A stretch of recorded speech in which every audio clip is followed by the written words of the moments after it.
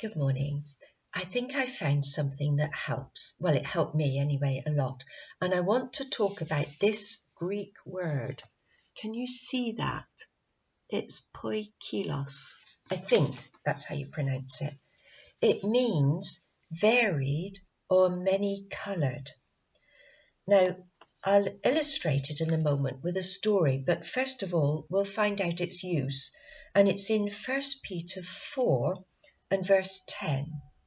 Where it says this: each one of you has received a special grace, so like good stewards responsible for all these different or varied graces of God, put yourselves at the service of others.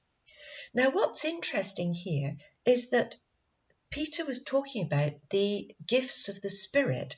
Each early disciple had a different gift, and it came from the Spirit. But Peter doesn't say that. He says it came from the grace of God. So the grace of God supplies the Spirit in different ways. Now, in Philip's translation, it says of this word different, it says you are faithful dispensers of the wonderfully varied grace of God. Now, what that means, I think, is that the grace of God can match any colour of trouble that you might be in. It can deal with any situation that we might have difficulty with. And when we're dealing with ill health, problems with Watchtower Society and so on and so forth, the grace of God can help. And it's good to remember that, because our faith in that matter will help supply the Spirit. Now, I want to illustrate this with a story. I'll just get it a minute. Here we are.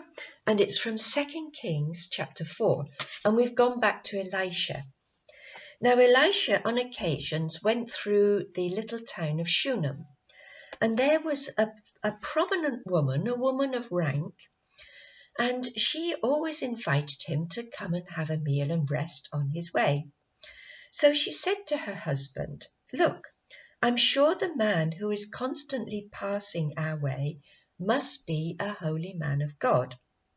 So she wanted to build an extra room on the roof of their house, put in it a bed, a table, a chair, and a lamp, so that when Elisha was passing, he could stay there and rest. So that's what Elisha did. Now, he was very grateful for this. So he called the Shunamitess and he said to her, "What can we do for you? Because you've been very kind to us." And she said she didn't need anything. She was grand. But his servant, Elisha's servant, said to him, "Well, look, she doesn't have a son and her husband is old." So Elisha called the woman and he said to her, "This time next year, you will be holding a son." Now she said to him, "No, my lord, don't deceive me." She thought it was impossible. But nevertheless, the following year, she had a son. And the child grew up and, of course, loved greatly by his mother and father. And the child went out with his father, as usual, to help in the fields. But he felt ill that day and he kept saying, "Oh, my head, my head." So the father said to a servant, "Look, carry him to his mother. She'll look after him." Well, the child died. Now, what would you do in a situation like that? Would you give up and you'd say, "Oh, there's nothing that can be done," and just go into enormous grief, which would be understandable? But no, she didn't. She said to her husband, "Look, give me a donkey and a servant and let me go to the man of the true God." She didn't tell him why. But he said, "Okay, off you go." So off she went, and she went from Shunem to Mount Carmel. Now, once again, it's about 10 miles, so it's a fair enough way. But it wasn't over mountainous country, and there might even have been a road. So she got there in reasonable time. Now, Elisha saw her coming, and she sent the servant out to ask, was everything all right? And this is what he said. There is bitterness in her soul, and Yahweh, or Jehovah, has hidden it from me. Now that was interesting that Jehovah didn't tell Elisha what had happened. And it was a good thing because it was for the woman to say what had happened. And she had a legitimate complaint. She said to him, Elisha, did I ask you for a son? I didn't ask you for a son. Didn't I say to you, do not deceive me? And she explained, in bitterness, of course, that the child had died. So Elisha thinks, okay, so he sends his servant off with his staff and he said, you go and deal with this.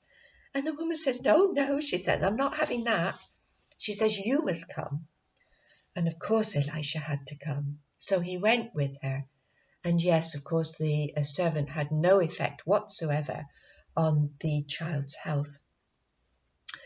So Elisha went and he prayed and he gave back life. Well, it was Jehovah, of course, that gave back life to the son.